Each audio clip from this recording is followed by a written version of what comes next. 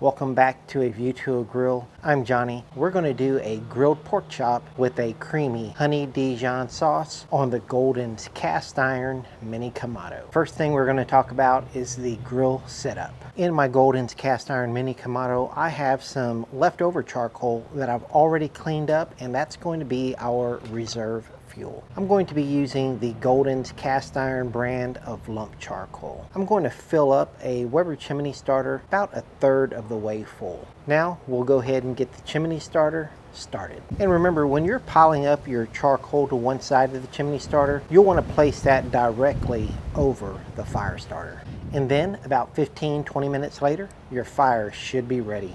And now we'll just get the lit charcoal into the Kamado. Today we're going to be using two-zone cooking, and I'll get most of the lit charcoal on the left side of the Kamado. Now, I didn't get a real good shot of that when I was setting it up, but in this shot you can tell the lump is lit and pushed over to the hot side of the grill. I'll go ahead and get my ambient thermometer set up, and then we'll start bringing the Kamado up to temp. I'll start off with the top vent open about halfway, the bottom vent open about halfway as well. Today we're doing a reverse sear, and our target temperature is only going to be about 250 degrees for the first part of this cook. While the Kamado is coming up to temp, it's a good time to start preparing our pork chop. Today I have what the butcher was calling a porterhouse pork chop. And all that means is that it has part of the pork tenderloin as well as the pork loin still attached. The butcher did a good job of removing all of the silver skin, so there really isn't anything for me to do to this pork chop. I'm also going to be tying up this pork chop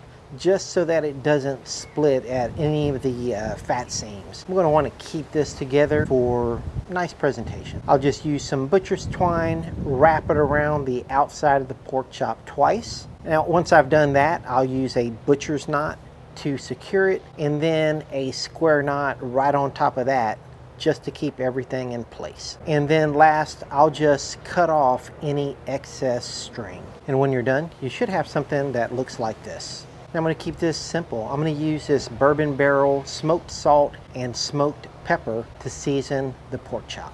And as my binder, I'm going to be using some of this smoked ghee. If you want to see how I smoke this ghee, check out the link above. Now I'll just brush on some of that smoked ghee, and then we're just going to salt it to taste. And once you've salted, just kind of press down a little bit on that salt so it'll stick. And next we'll apply our pepper and press that down as well. And then of course we'll want to do the same process on the other side of the pork chop. And then for the edges, I'll just roll that pork chop around some of the excess seasoning that fell into the pan. I'm going to go ahead and put in the internal thermometer probe now. I'll just kind of measure it to the center of the pork chop to know how far I need to stick it in, and then just insert the thermometer probe through the side of the pork chop.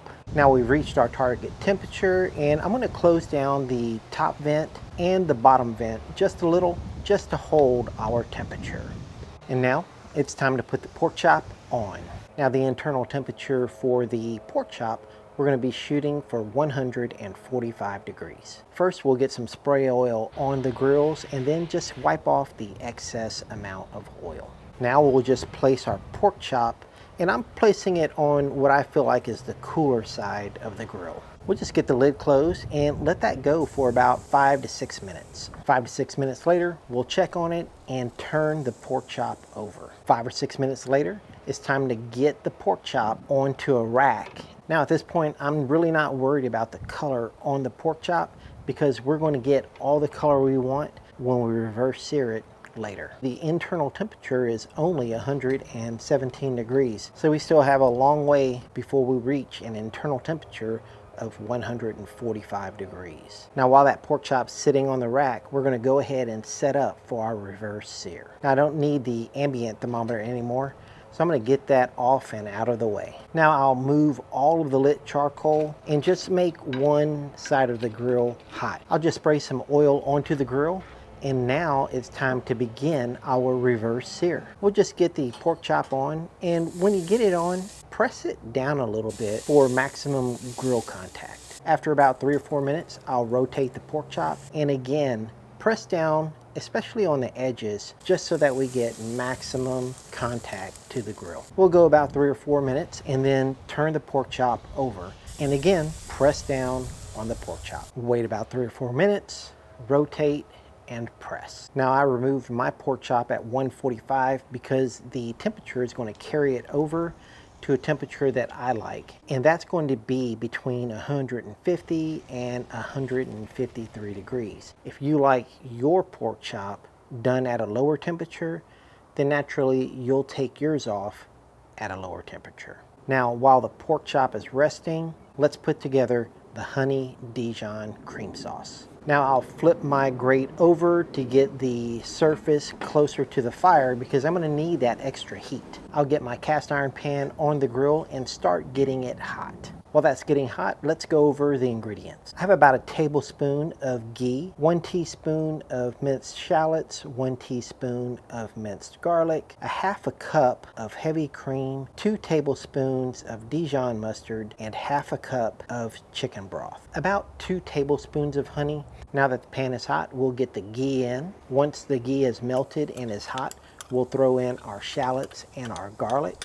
Now when you smell your shallots and your garlic, that's the indication to put the chicken broth in. Once the chicken broth is in, that's going to cool down the pan and prevent you from burning the shallots and the garlic. Now we'll put in our Dijon mustard and use a whisk and kind of just whisk it around and incorporate it into your other ingredients. And just keep whisking. Don't stop whisking because you want the liquid to always be moving. Now let's put in our heavy cream. Get that in and keep whisking as you're pouring.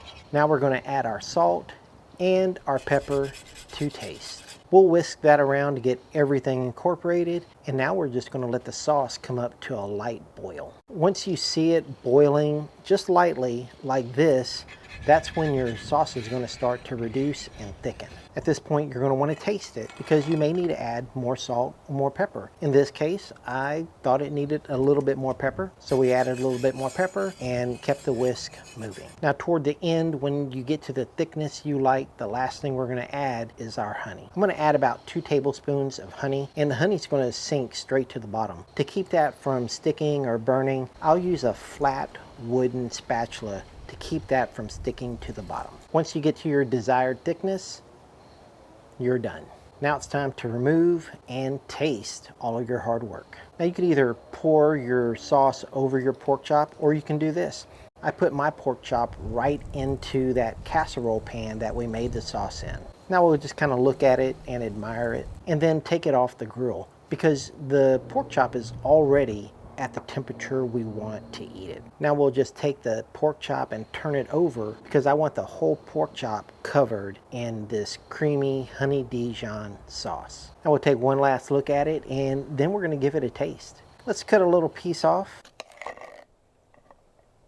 And yeah, that is a good pork chop. And then a few minutes later, it was totally gone. Now if you're not already subscribed to my channel, why not? Go ahead and do that now. Thank you for watching A View to a Grill. I'll see you guys next time. Take care, y'all.